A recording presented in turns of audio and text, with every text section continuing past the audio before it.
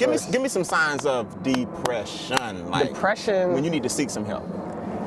I believe, and this is gonna sound like super. This is gonna sound weird, but I believe in the feeling of depression. But being actually depressed, I don't believe in it. I believe you have the right to decide how you feel or what you want to do in spite of what's going on. I can respect and that. Obviously, that's not easy. That's not like, oh, people are like, oh, you don't believe in depression. You don't believe, like, I've been depressed before. I've been in a bad place before. And the reason I was is because I thought there was no way out. And because of that thinking, well, yeah, if I don't think, like, for example, if I'm an atheist, I don't believe in God. Because I don't believe in it, it doesn't exist. So if I don't believe in ghosts, for example, and I walk in a haunted house, parents, they just walk in a haunted house like, oh, that's just a technology or that's just a drone. But a kid that believes in ghosts, they're like, oh my God, it's a ghost. Oh my God, it's a ghost. Right. They believe it, even if it's not real, they believe it, so it is real. Gotcha. So if I believe in being depressed, then I am depressed. That's good, If I believe in being happy, then I am happy. That's good. But it's about like kind of what you believe, and then that belief part is the strongest part. So whatever you believe, that's what basically manifests in your life.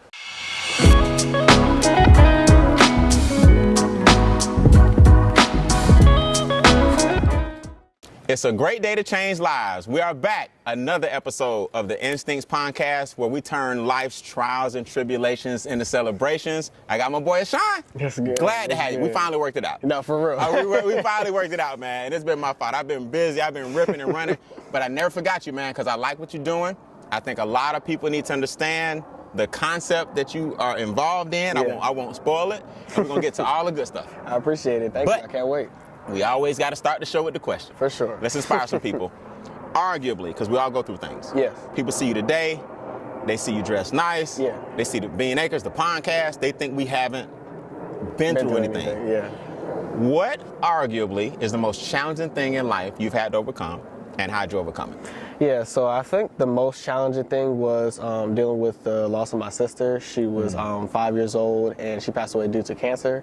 And I was about 11 or 12 years old when that happened, and it was just a spiral effect for me. It was just, when I was in elementary, that happened when I was in elementary school. So after elementary school, middle school, and then even going into high school in 9th grade, I was starting to get into fights. I was more angry. I was not really receptive to, authoritative figures. I started just stealing. I just doing all this stuff because I was just angry. And I wasn't really processing any of my emotions, and I was lashing out. And again, I never really knew how to control that, but I was a very smart kid, and my parents knew that. And overcoming that kind of required me. I know, right? We outside in nature. Don't be afraid to hit. For sure. Okay. But that definitely taught me that, like, we can't change the past, but we can work towards a better future. Like, obviously something bad happened to me, and it was detrimental, it was terrible. It didn't make sense to me because I was like, well, again, she was like, because I get like somebody, like, for example, somebody, like, let's say a grown man rapes a young girl, like, obviously, yes, you should be castrated or killed. That's bad. That's a very bad thing. But if an innocent 5-year-old girl just passed away for no reason, I couldn't put it together. Like, I was smart, so I couldn't put 2 and 2 together. And because I couldn't put it together, that's why I was angry. Because I didn't understand why, God would take somebody that special away from me. Right. But it taught me that obviously you don't have to know everything that's going to happen. You don't have to understand certain things that happen in your life. You don't have to understand certain pains and tribulations or things that happen to you, because most things in life just happen just because. But you can determine, what are you going to do in spite of it? What are you going to do in spite of the problems? What are you going to do in spite of the issues that happen? And it took me a while. I figured it out in 10th grade. And I kind of literally just did a whole 180. Like, really? I stopped 10th grade. I stopped getting in trouble. I stopped getting suspended. I got great grades, honor rolls. Let's talk about it. Yeah. Let's talk about it. Was it a decision? Did you get some therapy? Was it just a combination of both? It was a combination of me just, because I was going from school, because I remember elementary school, I was getting into fights, issues, and stuff like that. And I was like, well, I'll go to this new school and it'll be different. Middle school was the same thing. It was the same problem, same issues and stuff like that, and it followed me. But I kept blaming everybody else. I kept blaming God. I kept blaming my parents. I kept blaming people, students, everybody. I never took accountability for myself, my actions. Then 9th grade came, same thing. I was in a private school at that time. I'm thinking, I'm in a private school, gonna be different. No problem. Same thing. Yeah. And it was the same issues, and I never was taking accountability or realizing what I was doing was wrong.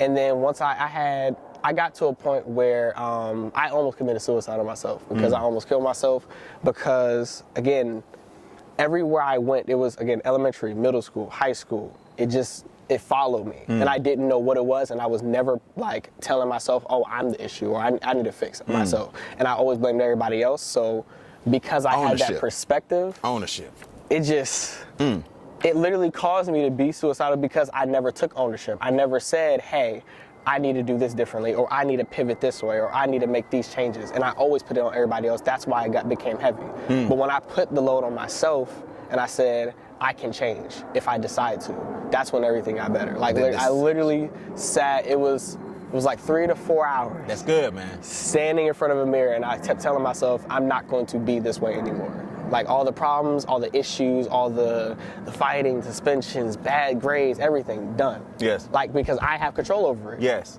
The grades, I have control over that. Fights, I have control. Like fights require 2 people. Battles, conversations, and you don't conflict. have to engage. I don't have to. It's good, man. That's good. I always tell people, I have a training called The Politics of Language, and I talk about words. And IDE means death, right? Suicide, homicide, pesticide, herbicide, genocide. And you decide. You killed the old you and decided that you were going to move forward. And I salute you, man. I appreciate it. Let's save some lives. Let's save some lives real quick before we talk about what you're doing now. We're going to help some people. You're a teenager and you're thinking about suicide. Yeah.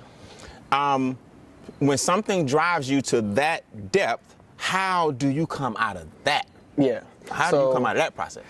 It's interesting because I was in therapy, but I wasn't receptive of the therapy. Like the reason why I wasn't receptive is because the same way that like if your parent tells you to do something, you like, I don't really want to do it. But if your best friend tells you like, oh, you should do the same thing, you're more inclined to do it. Gotcha. It's the same message, same action, same requirement, but just from a different mouth, from a different voice. Gotcha. So I had to kind of hear from maybe some of my friends that I have, or maybe I had to hear from myself, or maybe hear from peers, or see it for myself before I can actually, pivot and change. Because obviously,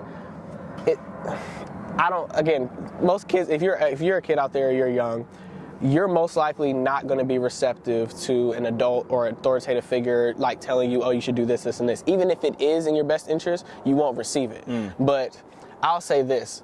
Listen to them, but I still want you to internalize it for yourself because you're never going to truly accept it or change until you actually realize what's happening and then accept it for yourself. That's right. If you don't accept it, then you don't really pivot at that point. You can't even begin to change. Yeah, because you're thinking like, oh, fine, I got to do this, or because think about it.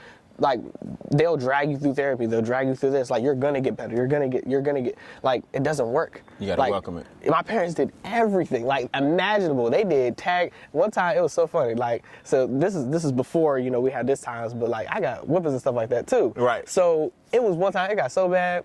I had both of them. It was on some like movie type stuff. It could be a cover of a movie. Both my parents standing there, belt in the right hand with my mom, biting the right hand with my dad. They were just tag teaming. They never hit each other. They was just tearing me up because I did so. It was terrible what I did. But it just got that bad. They had nothing else to like. Imagine how bad I had to get for both of my parents to get a belt at the same time. Right. Not even taking turns. He said they didn't even. They didn't even hit each other. They didn't even hit each other. It was they trained, like they practiced, and then came in there and performed. Cheat. For real, right. dang. And then one time, like it's just they got creative with like the fact that you have to get creative with punishments because I couldn't figure it out for myself. That's why I say like you really have to work on it for yourself because at the end of the day, the problems won't change until you do. So if you keep having the same issues, or you keep having a problem, or you keep dealing with something internally, you have to kind of address what it is and then figure out what can I do to fix it. Because if you base how you feel or your pain or your emotions off of other people, you'll always be sad. Oh man. Like if I count on like, oh, I gotta be in a good place, or I gotta have the nice car, or I gotta have the best friends, I gotta have a girlfriend to be happy, or I gotta have this type of house to be. If you're not happy with where you are, you never will be. You never will be. And the only reason you're not happy is because you don't accept where you are. Oh, that's good, Ashon. It's crazy. That's good, man. Okay, so let me ask you this. What's the difference? And I want to help some people with this. Yeah. Some people think they have a series of bad luck or a stretch of bad days, and they think they allow that to make them depressed. But we got to be careful with that word. Of course. You're just having a bad spell right now. Talk to young kids about, look, there's depressed and Yeah. there's depression. We all go through some bad patches. Yeah. But let's not label everything. You can come out of some of this stuff without thinking you are depressed. Give me some signs of depression. Like Depression. when you need to seek some help. I believe, and this is going to sound like this is going to sound weird, but I believe in the feeling of depression, but being actually depressed, I don't believe in it. I believe you have the right to decide how you feel or what you want to do in spite of what's going on. I can respect and that. obviously, that's not easy. That's not like, oh, people are like, oh, you don't believe in depression. You don't believe, like, I've been depressed before. I've been in a bad place before. And the reason I was is because I thought there was no way out. And because of that thinking, well, yeah, if I don't think, like, for example, if I'm an atheist, I don't believe in God. Because I don't believe in it, it doesn't exist. So if I don't believe in ghosts, for example, and I walk in a haunted house, parents, they just walk in a haunted house like, oh, that's just a technology or that's just a drone. But a kid that believes in ghosts, they're like, oh my God, it's a ghost. Oh my God, it's a ghost. Right. They believe it, even if it's not real, they believe it, so it is real. Gotcha. So if I believe in being depressed, then I am depressed. That's good, If I believe man. in being happy, then I am happy. That's good. But it's about like kind of what you believe, and then that belief part is the strongest part. So Right. whatever you believe, that's what basically manifests in your life. And look, and this is not to make light of anybody that's been diagnosed as clinically depressed. Of course, There yeah. are hormonal imbalances, and we respect that. Yes, yes. But I like the fact that you're making that distinction, because it does boil down sometimes to what you believe about yourself and getting the help necessary to come up out of that. Yeah, because if you work towards, if you believe, like, for example, no matter what you're in, because like even my sister, for example, she always smiled. No matter what happened, she was on the literally hospital bed, smiling, needles in her heart, and she's still smiling. Okay. She's still happy. Wow. There's no reason anybody else should be like, oh, my car crashed today, but I'm fine, but I'm healthy, my body is okay. That's right. There's somebody that got in a car crash that died. We can get The over it. situation can always be worse, but if you're actively choosing, hey, even though this thing happened, I'm choosing to still be positive. I know that I can get out of this. I know that actually helps you more than you thinking, oh, it can't work out. Absolutely. Because even if you are clinically depressed, if you believe, hey, I can get out of this with the right amount of help, with the right amount of activity, with the right amount of steps, then you're going to get out of it. Absolutely. Because you're actively working towards a goal. I love it, man. I love it, man. Let's dedicate this to little sis. Let's dedicate this to her. Let's talk about the awesome things you're doing now. Of course. Options trading? Yes. Now, a lot of people don't know what it means, and for a minute, I was thrown off because I'm like, wait a minute, he's so young, but then who's to say you got to put an age on your gift and your talent, man. I love it. I love it. Let's talk to the people about what it is. Yeah. Let's define it first. How do you make money? Let's talk about what it is and how you make money doing it. Okay, so options trading essentially is just buying and selling of different stocks in a multiple. So I'll break that down. So you have Apple, we have Amazon, Microsoft, all these companies, right? So what I can do is basically buy 100 shares of that company, right? Okay. So let's just say one share or a portion of Apple's company is worth $140, Okay, right? got it. So the $140 a share, each share, right? If I buy one share, it's $140. If it goes up $1 to $141, I make $1 profit. Correct. Right? That's how it works. Simple. So what options trading is basically saying, hey, I'm going to let you use, let's just say, it's basically a loan. Like, I'll let you use 100 shares for X amount of time, and then you give it back to me at the end of that expiration. So let's just say I give you a 2-day loan of $500,000. So you got $500,000 for 2 days, and you got to turn that into either $600,000 or $400,000. Okay. But I don't care what you do. You just got to return it to me in 2 days, right? So Okay. options trading essentially is I'm just borrowing shares that already exist to make money with it, and then just pay it back. That's all it is. And anybody can do it. Anybody can do it. I was 18 when I started. Like, anybody can do it. Okay. All right, Ashon, hold up. Yeah. we using these terms like Of course. everybody. How is the money generated? Can you make money even if the stock goes down? Yeah, of course you can make it Of course if it you goes can. down. So let's just say, perfect example, right? Let's just say I'm trying to think of a product. Let's just say MacBook, for example. Okay. Let's say I have a MacBook, and let's just say I sell it for $3,000. Sell it to somebody for $3,000, right? Got it. And then I see the same exact MacBook in the future, let's say a month, 2 months later, for $1,500, Okay. right? I sold it for $3,000, right? I got $3,000, right? I can now buy it back for much cheaper at $1,500. So now I got the MacBook, but I have profit. because I sold it for $3,000. I sold it expensive. 2 months later, it was cheaper. I bought it back cheaper. So now I make money on that. That's how it works with options. Except instead of buying a $3,000 MacBook, I might buy $30,000 worth of a company and then make, let's say, $1,000, $2,000, $3,000 in a day from that. He said in a day. In a day. All right. So you've had 4-figure days. Yes. That means you have 5-figure months. Yes. And you're how old? I'm 19 now. He's 19 years old, and here we are, grown folks, thinking you can't print money, thinking you can't get rich, thinking your job is the only solution. The man is 19 years old, and he's had 4-figure days and 5-figure months. Who taught you how to do it? What was your inspiration? So first I saw one of my friends doing it. He's around my age, and he trades options too. He was doing it since he was like 8. And I've seen 8 years old. It's crazy. And wait. Are you serious? Yeah, 8. How's he 8? I mean, how you 8? You know, how you know what to pick? Because that's the thing. So you already know. Everybody that's watching this Pondcast. Yeah, okay. Yeah. And even you understand how to trade options, but you just don't know it yet. And I'll give you a perfect example. Okay. If I say you got to answer this with I'm not going to give you no criteria, no nothing. You have to answer this immediately, right? Okay. Would you say it's smart to buy a MacBook for $10,000? No. Why not?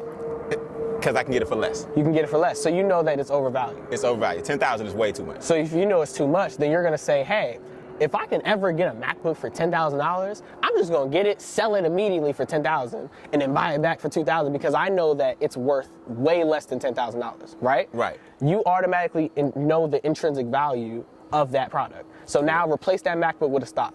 If I automatically know, all right, that's too expensive, so I'm going to short that. I think that it should go down because there's no way he's going to sell a MacBook for $10,000. It's stupid. He has to bring the price down to $9,000, and that's too expensive. So he has to bring it down to $8,000, right. And he has to bring it down to $7,000. Are you still going to buy it at $7,000? No. Are you going to buy it at $6,000? It's too high. You going to buy it at $5,000? Still too high. Too high. So you know that if I know that this is too high and nobody's going to buy this, then they have to decrease the price. And you bet on that. Exactly. You just bet on them decreasing the price. I bet you're going to decrease the price because I don't think nobody else can buy that. Because common sense says, I can buy it for $2. Why would I buy it for $10? Okay, let me push you. a little bit. Okay, bet. Okay, MacBook Pro, $10,000. That's obvious. Okay. Microsoft stock, $141. I don't know if that's, you know what I mean? So I love the MacBook example. Yeah, of course. But when it comes to a real example, how do I know whether Apple or let's use Microsoft is going to go from 141 to 113 or from 141 to 165? Perfect example. So I hate to interrupt, but we got to take a break. I got to pay some bills. This segment was sponsored by the Instincts Training Series. Do you guys know you are the highest form of intelligence watching this video? That means you're a human being. Well, God created other animals as well. There are millions of other species, and I teach you how to tap into your instincts by using what God gave them and their survival mechanisms so you can reach your full potential. Do me a big favor. Visit briannbean.com. That's briannbean.com for a glimpse and a free keynote into our Instincts Training Series, and I'll see you guys on the other side. Now enjoy the rest of the episode. Let's just say, for example, a company typically is worth $200 a share, right? They're typically worth $200 a share. That's the value of their company, right? That's an example? Yeah, that's an example, right? Okay. That's the value of their company is $200 a share, right? Okay. So let's just say let's just say the price goes up to $300 for no reason. There's no news.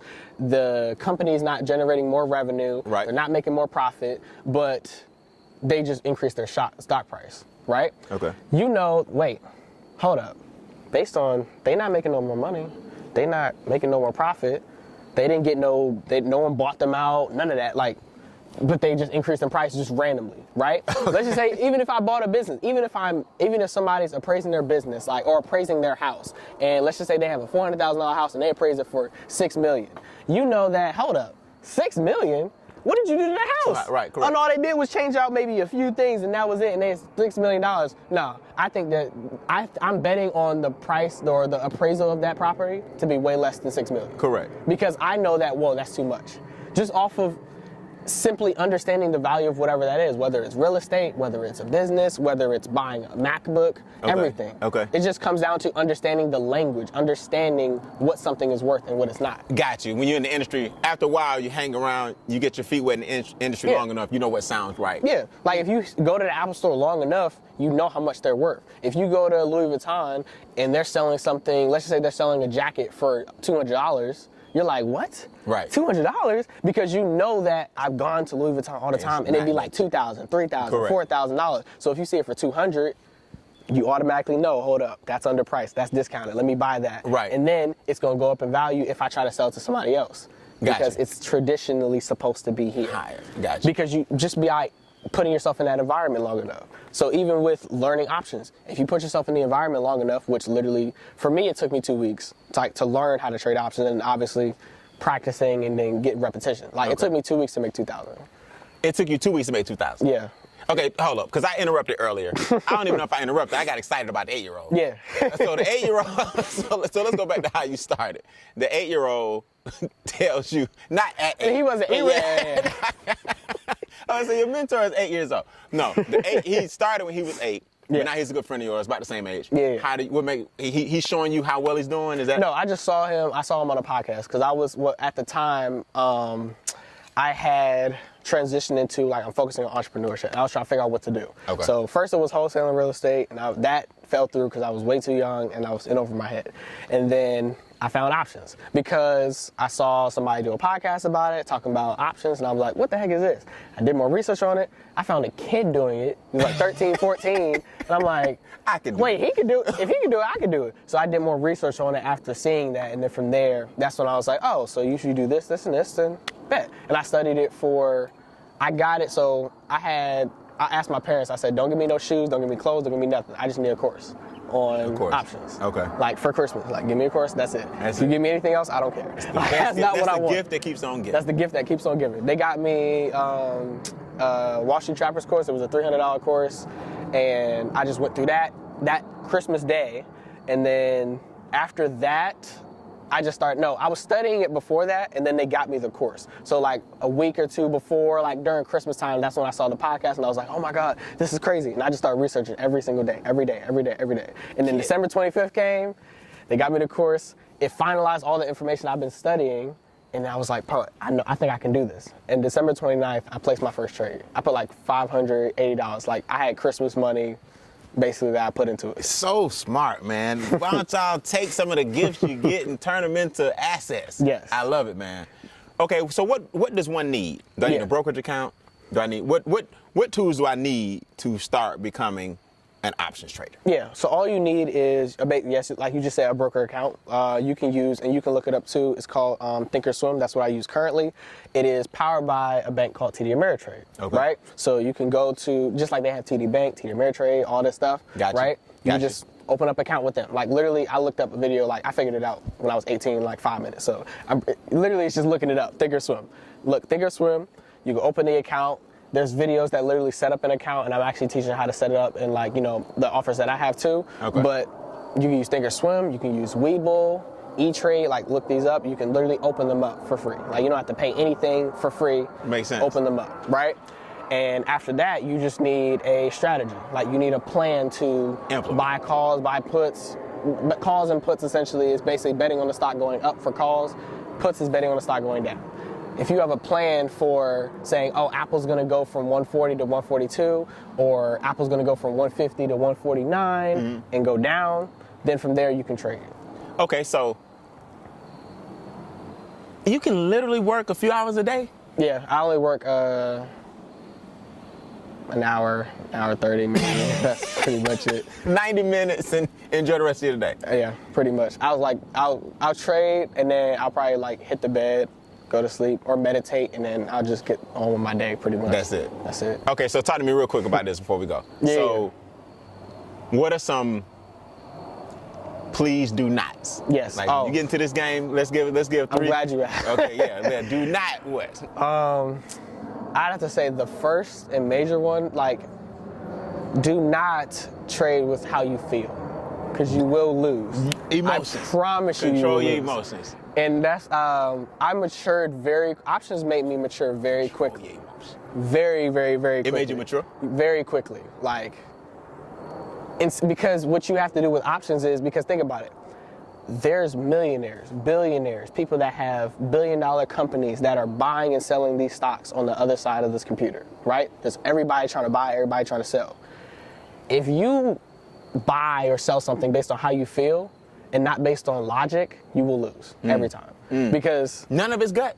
no, it's not gut, because for example, if I have a plan, I can execute the plan, and there's a guarantee, there's a certain criteria, there's a certain, like, let's say out of 100 trades, I'll win X amount. There's an amount of trades I can win, there's an amount of trades I'm losing. I'm gonna lose, or I'm gonna win. Right. I can do that based on statistics. I can't do that based on how I feel. My emotions are up. Some days we're happy, some days we're sad. Some days we're depressed, some days we're like super happy, some days we're excited, some days we have our birthday, and then we're just super excited and we're just ready to risk it all. Right. So all those emotions are up and down. Gotcha. You can't structure emotions. Emotions are just, they're all over the place, they're unpredictable, we're human. That's what makes us different. Gotcha. Right? Gotcha. But with logic, if I say I buy something for $1 and sell it for $3, that will never not be profitable.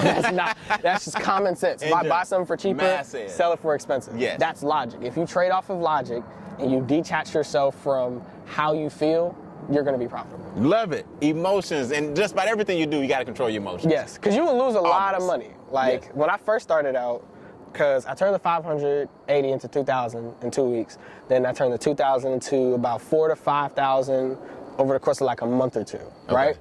Then there was one time I lost 20% of my account in one day, 1,000 in one day. Okay. You know why I lost? Emotions. I traded how I felt. I felt, oh, there's no way I'm gonna lose this trade. So I had no fear. I was greedy. And I said, you know what, I'm just gonna put all this into the trade, and we're just gonna see how this goes, because I can make 10,000, or I could put this in there and make 10,000. I was gonna say, it kind of sounds like you're at the casino. Exactly. You need an exit strategy? Like, do you do that? Like, today, when I hit so-and-so, I'm done. I'm done, because you have to have the rules. You know what's crazy? Most people, they go into the casino, and they're the people that's gambling at the casino, but they're not the actual casino. That's what being an options trader means. If you're an options trader, you're the casino. You're not the people that try to go and gamble, because here's the thing. The casino, they make about 4% profit a year, 4%. But they're going to make 4%. There's a reason for that, because I don't care how many times they win, how many times they lose. After 100 gambles, after 1,000 gambles, after 10,000 gambles, whatever the number is, they're gonna get X amount return. The house gonna win. Yes. Because, so they don't care like, oh, this person won 10,000 this day, or that we lost 100,000 this day. They don't care. Right. Because they have a criteria. They know they're gonna win this much, they know they're gonna lose this much, and they're okay with that. So they're gonna make 4% profit every single time. Got it. But the person that just goes in there and gambles, guess what? They might want to gamble and be like, oh, I just won 10,000, let me put the 10,000 back. Guess what? They're trading off of emotions. And that's when you lose. Exactly. Then they lose the money. Now they're giving the money back to the person that has structure. Got it. Whoever doesn't have structure, it goes to the person who does. And that's why actually some people are banned from the casino if they win and then they like, bet, I'm going to take my money out, and then they have structure with how they gamble. That's why they're banned. Because the casino will eventually start losing. Exactly. Yeah. Because that's why, so they don't like when you have structure. If you have emotions, if you trade off of that, they can get your money. And that's when they want you to come back. Exactly. Right. Because if you think it, like, for example, if you want something, let's just say you buy calls and you want the price, you want the stock to go up. You want it to go up, because once it goes up, you make money. You can make X amount of money, you can make this, you make this, you make this. You're trading off of emotions. All I gotta do is know, all right, bet this person's trying to buy at the worst time possible. He's trying to buy a MacBook for $9,000 right now. And I know that is stupid. Right. So I'm going to bet on it going down. I'm gonna bet on he can't sell that MacBook for $9,000. That's all I'm doing. Right. I just know common sense says this is too high or this is too cheap. So I just operate off of that. But that's why when you, like, think about it. If I got $1 million, $10 million, $100 million, $1 billion, you think I'm gonna buy something super high and then sell it for cheap? No. No. It doesn't make any sense. It's stupid. Right. So I have to trade off of logic. That's why they're always profitable. That's why casinos never lose money. That's why billionaires and trillionaires and hedge funds and all this stuff love taking advantage of people, because we just trade with emotions. They do it to themselves. And then they want to blame the market. Yeah. You got to be accountable. Exactly, and they're not. Would you say options trading saved your life? It definitely did. It's not saved my life is an understatement. It like built my life like that I have right now. Like literally my livelihood is from options, quite literally. Like I pay bills and stuff. I literally withdraw from my account to pay bills right now with options. Like that's, like it taught me a lot about who I am as a person. It taught me who I am as a man, like how I can, because again, like that's another thing too. One of the, kind of going off track, but like kind of going back on track. If you have an issue that you have intrinsically with yourself outside of trading, it will show up in trading. So if you have a problem that you have, like you're dealing with right now, it will show up in trading. And your guaranteed. Results. Absolutely. Like it was one of my friends, and she basically was getting into trades, right? And she was like, I'll get in a trade and then it'll just reverse on me and I'll lose and I don't know why, right? So I'll watch the chart and I'll see what's going on. Like she'll basically, let's just say she'll be up 80% on the trade, right? So she put $1,000 in and she up $800, right? And she's telling herself, it can go up more. I want it to hit 100%, it can go up more, right? So then it pulls back. It goes, now she's only in 50% profit, right? Because it went from 80% profit to 50%, it dropped down. She's like, no, I think it's gonna keep going back up.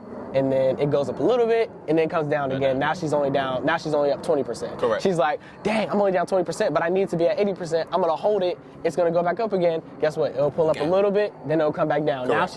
Now she's not making any profit. Nothing. And now she loses 20% on an 80% trade, right? So I broke this down to her. She came over and I talked to her like, and I'm picking like apart, we're just talking and stuff like that, and she said something to me, and I was like, that's why you're losing in trading. Because of something that's happened. But something that's happened. She said, obviously I'm not gonna say her name, obviously. But she basically said, she's talking about, because she's with a guy right now, right? That guy, first, great. Like initially, obviously, great transition. She's a great person, everything, right? Then he has started having little problems, right? He'll have a problem, and it breaks one of her rules, or it breaks one of her preferences. Like, I don't want a guy that does X. And he'll break one of those things. She went with it. And she's like, I think it's fine, you know, I think he has a chance to reverse, or I think he has a chance to fix it. He'll do one thing nice for her, one small thing nice, and then he'll do the same thing again. That drops the value down. It breaks one of her rules. She still doesn't get out of the trade or relationship or pull it aside and then fix it. She doesn't do anything. She says, hey, I think he can fix it. Then he'll go up a little bit. He'll do something nice for her. Give her a hug, give her flowers, something. Showing up, going down, showing up, going down. And then eventually, now she's in a place where she's in the negative, where she's not getting what she needs because she didn't stick to her rules and she just didn't get out because she was hopeful instead of logical. That's so good. And I was like, and I broke that down to her. She was like, whoa. And it's showing up in her money. It's showing up. Because again, nuts. Think about it. Everybody that's like all the stocks, businesses, what we're trading, traders in general, we all have emotions. The business owners, guess who runs those businesses? People. People have emotions. People have their own agenda. People have their own conviction. They're doing what they feel like doing. That's how it works. So if I understand who I am as a person, I can understand my money. If I don't have a grasp of who I am, I don't have a grasp of my money, and I will never be profitable. If I'm not profitable in my life, I can't be profitable as a trader. And that's why most people can't trade. Because they don't have a grasp of who they are, they don't have a grasp of their issues, they don't have a grasp of their problems, and they stay who they are. They don't want to take accountability for their issues, so they can't take accountability for their money. How can you make $1 million in your trading account, but you can't make $1 million in who you are as a person? Well, I tell you what, man, for anybody who's 18, 19, 25, 46, 49, the man works 90 minutes a day when he wants to, is making 4- and 5-figure months. That's not to say he hadn't taken losses, but what it means is he's found his niche. You got a course, I know, because I know your bloodline, okay? So let's talk about the course and how people get in touch with you. Of course. What does the course do? Yeah, so the course basically, it obviously teaches what my strategy is right now. It actually helps people with new entrepreneurs with some of the struggles they're going to face. Like there's certain things you have to deal with, there's certain things you got to fix.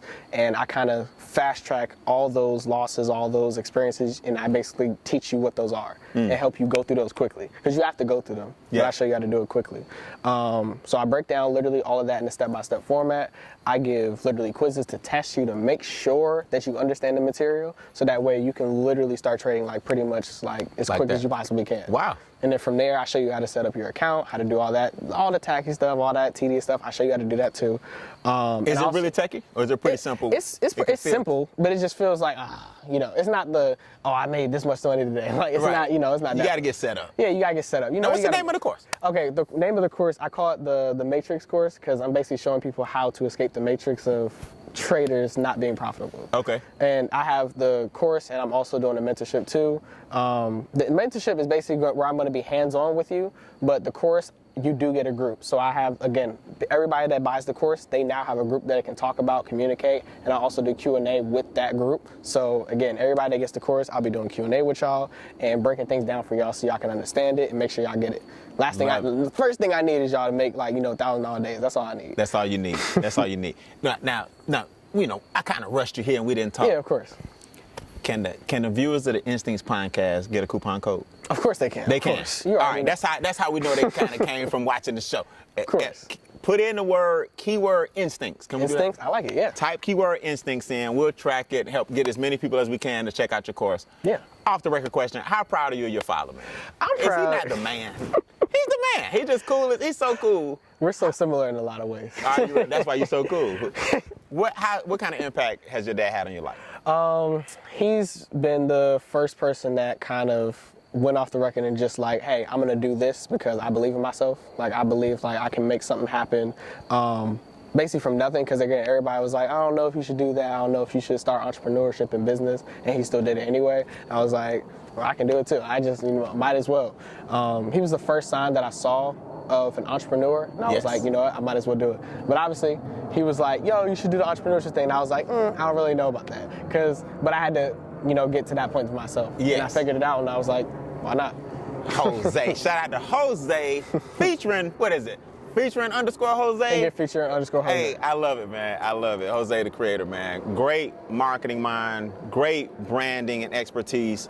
Just you come from good stock, man. And I'm proud to know you, man. I appreciate it. Where can they find you on Instagram, IG, YouTube? What's your handle? Yeah, you can find me at CEO Ashon on pretty much all platforms. Just tap in with me. And and it's so funny because they feel like, oh, I don't have enough money or I don't have anything. Like, you don't even need money. Even learn from me anywhere. Like, I literally do a free class every week where I teach people how to trade options. Giving you the value.